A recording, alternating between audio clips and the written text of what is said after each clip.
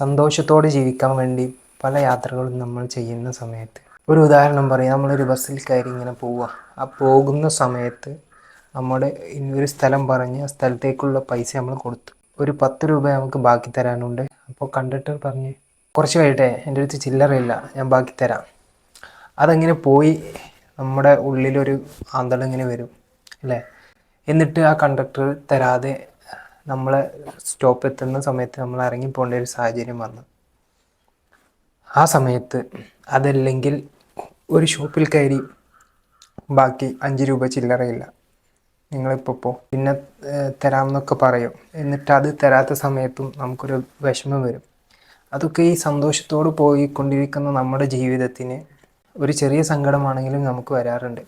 ആ സമയത്ത് ആ സങ്കടത്തെ കളയാൻ വളരെ ഫലപ്രദമായിട്ടുള്ളൊരു ട്രിക്കുണ്ട്, ഒരു ഐഡിയ ഉണ്ട്. അത് ഞാൻ പറഞ്ഞുതരാം. അത് നമ്മൾ എന്ത് ചെയ്യണമെന്ന് വെച്ചാൽ, നമ്മൾ ആ 1 രൂപ, 5 രൂപ, 10 രൂപ, 30 രൂപ, എത്രയാ പൈസയെങ്കിൽ അത് നമ്മൾ അയാൾക്ക് കൊടുത്തു എന്ന് മനസ്സുകൊണ്ട് വിചാരിക്കുക.